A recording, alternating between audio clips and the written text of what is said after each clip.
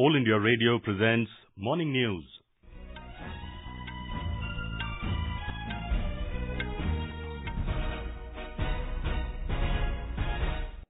Good morning. I am V. Ravi Kumar. The headlines. Prime Minister Narendra Modi to launch several development projects in Andhra Pradesh, Tamil Nadu and Karnataka today. CBI to continue questioning of Kolkata Police Commissioner Rajeev Kumar in chit fund scam cases on second day today at Shillong. Lakhs of people take holy dip on third and final Shahi Snan at Kumbh in Prayagraj this morning on Basant Panchami. In Jammu and Kashmir, 538 people, including over 300 students, airlifted by Indian Air Force. And in cricket, third and final T20 between India and New Zealand women underway at Hamilton. Men's team fixture between two countries later in the day.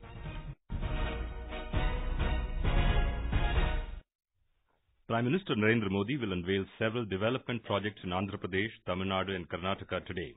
In Andhra Pradesh, the Prime Minister will dedicate to the nation the 1.33 million metric tons of Visakhapatnam Strategic Petroleum Reserve SPR facility of Indian Strategic Petroleum Reserve Limited ISPRL at Guntur. We have a desk report. The Prime Minister will also inaugurate Oil and Natural Gas Corporation Limited's Vashist and S1 development project located in the Krishna-Godavari offshore basin. Mr. Modi will lay the foundation stone for setting up of a new terminal of Bharat Petroleum Corporation Limited BPCL at Krishnapatnam. The projects will give major push to the gas-based industrial units in the Andhra Pradesh and neighbouring states. Rita Srivastava, News Desk. The Prime Minister will then proceed to Tamil Nadu, where he will lay the foundation stone of the ESIC hospital at Tirupur. Our Chennai correspondent has the details. The 100-bedded ESIC hospital will serve lakhs of workers employed in the knitwear industry in the city. He will also inaugurate through video conferencing a 470-bedded ESIC hospital in Chennai. The Prime Minister will flag off the remaining 10-kilometer stretch of Chennai Metro Rail Phase 1. Mr. Modi will also lay the foundation stones for the Phase 2 expansion of the Chennai International Airport and a new integrated building for the Trichy Airport. He will dedicate the BPCL's Ennur Coastal Terminal and the Chennai Petroleum Corporation's new crude oil pipeline. Jai Singh, AR News at Tirupur. In Karnataka, the Prime Minister will lay the foundation stone of Indian Institute of Technology Dharwad and Indian Institute of Information Technology Dharwad at Hubballi. City gas distribution project at Dharwad will also be unveiled. Mr. Modi will also dedicate to the nation SPR facilities in Mangaluru and Paduru. Doubling of Chikkajajur-Mayakonda railway line is another highlight. The Prime Minister will witness the e-Griha Pravesh of over 2,000 houses constructed under Pradhan Mantri Awas Yojana Urban at Dharwad. He will also address a public rally later in the evening. The CBI will continue the questioning of Kolkata Police Commissioner Rajeev Kumar in chit fund scam cases on the second day today at the agency's office at Shillong in Meghalaya. Mr. Kumar was questioned for nearly 8 hours yesterday. The CBI also called the magistrate to be present at the questioning in case any issue arises of ill treatment of the police commissioner.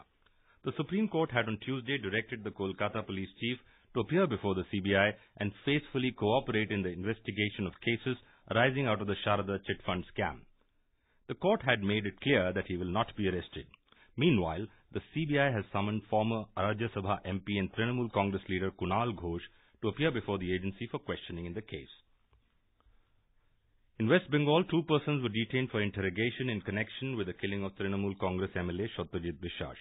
The legislator from Krishnaganj constituency in Nadia district was shot dead by unknown miscreants last night when he was returning after attending a function at Phulbadi area in the district.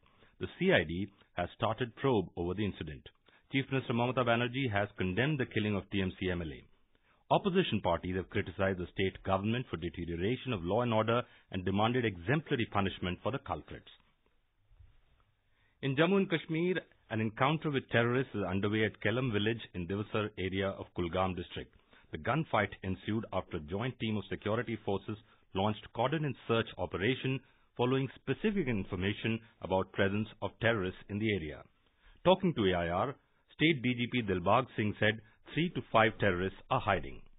ये रात को खास इतला के ऊपर operation Callum गांव है कुलगाम में वहां लॉन्च किया था। 3 से 5 मिलिटेंट होने की खबर है और ये अलपदर से वाबस्ता है और ऑपरेशन उम्मीद है कि जल्दी खत्म हो जाएगा। There is no report of any casualties so far. This is All India Radio giving you the news.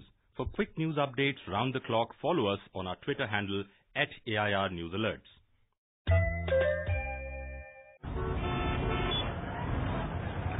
मैंने सोच लिया है, जब मैं बड़ा हो जाऊंगा ना, तब मैं साइकिल रिपेयर की दुकान खोलूंगा। क्यों? जिस तरह आप सब पेट्रोल वेस्ट कर रहे हैं, फ्यूचर में तो पेट्रोल बचेगा ही नहीं। तब तो सब साइकिल ही चलाएंगे ना।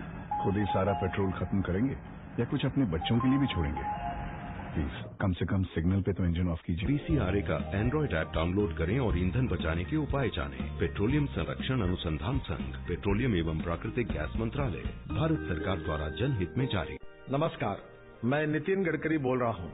आज जब देश पूरे जोश के साथ डिजिटल इंडिया की ओर अग्रसर हो रहा है, तो मोबाइल फोन का भी महत्व पहले से और भी ज्यादा बढ़ रहा है। पर गाड़ी चलाते वक्त मोबाइल फोन का प्रयोग करना आपको हादसों का शिकार बना सकता है और आपके अरमानों पर पानी फेर सकता है। एक सुरक्षित और बुलंद डिजिटल इंडिया के लिए गाड़ी चलाते वक्त सिर्फ और सिर्फ अपनी ड्राइविंग पर ध्यान दीजिए और अपनी जान को बचाइए। जय Hind.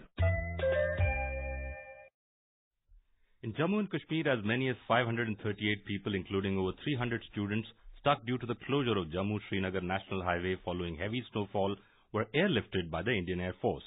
A defense spokesman yesterday said the Air Force launched separate sorties of the C-17 Globemaster to airlift people between the twin capital cities of Jammu and Srinagar.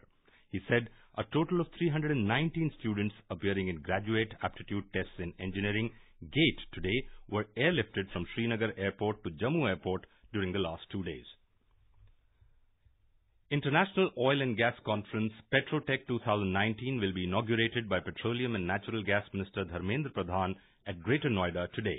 Our correspondent reports over 95 energy ministers from partner countries have been invited for India's flagship Hydrocarbon International Conference. The three-day event will showcase the recent market and investor-friendly developments that have taken place in the country's oil and gas sector. It is expected to see participation of over 86 eminent speakers and 7,000 delegates from around 70 countries, including technologists, scientists, planners, policymakers, management experts, entrepreneurs, service providers, and vendors. The exhibition will see participation of over 13 country pavilions and about 750 exhibitors from over 40 countries, with exclusive areas on the Make in India and renewable energy theme. With Dipendra Kumar, Suparna Sekya, AIR News, Delhi. The festival of Basant Panchami is being celebrated today with religious fervour and gaiety. It is celebrated as Saraswati Puja on Panchami of Shukla Paksh in Magh Mas. The people wear yellow-coloured dress to mark the occasion. The devotees also worship goddess Saraswati, offering white and yellow flowers. At Kumbh Mela in Prayagraj, lakhs of devotees took holy dip this morning during the third and final Shahi Snan on the occasion of Basant Panchami. The Shahi Snan was taken by saints and seers of various akhadas at Sangam, the confluence of Ganga, Yamuna and Saraswati. More from our correspondent. Over 2 crore devotees are expected to take a holy dip on the occasion of Basant Panchami, as this is the last Shahi Snan of this Kumbh. Prior to Basant Panchami, Shahi Snans were also held on Makar Sankranti and Mauni Amavasya. Heavy security has been thrown across the Kumbh Mela area with thousands of cops deployed in the region. Meanwhile, the Allahabad High Court on Saturday directed that no photographs of women taking a bath or a dip in the river at Kumbh Mela are to be published by any print or visual media. The Mela, which began on 15th January, will end on 4th March. Sanjeev Sharma, AIR News, Kumbh Nagari, Prayagraj. President Ramnath Kovind and Prime Minister Narendra Modi have greeted the people on the occasion. Union Health Minister J.P. Nadda has said the government is fully committed to ensure proper delivery of healthcare facilities to the poor and needy in every part of the country. Delivering his convocation address at the 35th convocation of Postgraduate Institute of Medical Education and Research in Chandigarh yesterday, Mr. Nadda said the government is coming up with AIIMS-like institutions in various parts of the country. He said they are expanding the network of medical colleges in a big way by upgrading district hospitals to medical colleges. Minority Affairs Minister Mukhtar Abbas Naqvi said digitizing Hajj-related processes has ensured that the annual pilgrimage remained inexpensive despite the absence of subsidy. He said it has made the system pro-pilgrim. The minister was speaking after inaugurating a 2-day training camp of Khadimul Hujjaj in Mumbai yesterday. Khadimul Hujjaj helped the pilgrims during the Hajj pilgrimage. New Delhi has termed Pakistan Prime Minister Imran Khan's remarks about its minorities as an egregious insult to all citizens of India. It said Pakistan Prime Minister's latest attempts to play with minority sentiment will be rejected by the people of India. Responding to media queries in this regard, External Affairs Ministry spokesperson Kumar said, Mr. Imran Khan has yet again demonstrated his lack of understanding about Indian secular polity and ethos. The spokesperson said, India has eminent leaders of all faiths who occupy its highest constitutional and official positions, and in contrast, Pakistani citizens of non-Islamic faiths are barred from occupying high constitutional offices. External Affairs Minister Sushma Swaraj has assured the Ministry of Textiles of all support for Indian silk products in getting access to the international market. Making this assurance to Textiles Minister Smriti Irani at an event in New Delhi yesterday, Mrs. Swaraj said, our ministry will help in enhancing the business of silk products which are known for their quality and variety of designs. The External Affairs Minister also commended Mrs. Irani for distributing 3,000 Bunyad Tasar silk reeling machines to women from tribal areas. The World Government Summit begins in Dubai today to discuss nature of future governments and unite efforts to solve universal challenges facing humanity. Representatives from over 140 countries are taking part in the three-day event to develop government practices and share experiences to improve human life and well-being.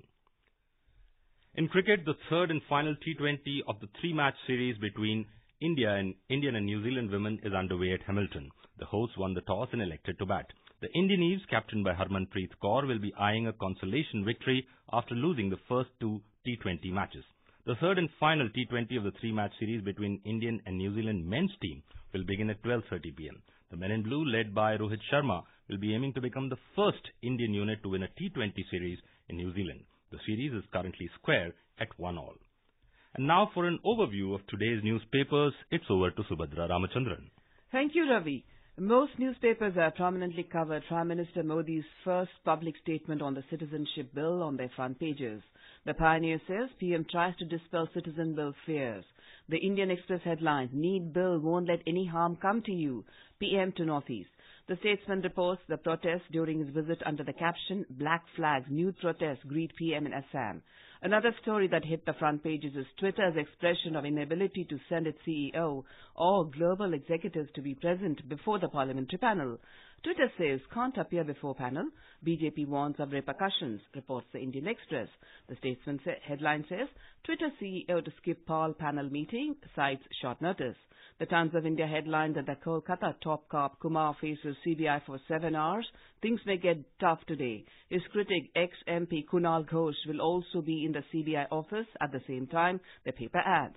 The Tribune headlines, diplomatic skirmish over Modi's visit to Arunachal. The Times of India writes, amid China protests, Modi flags off Arunachal project.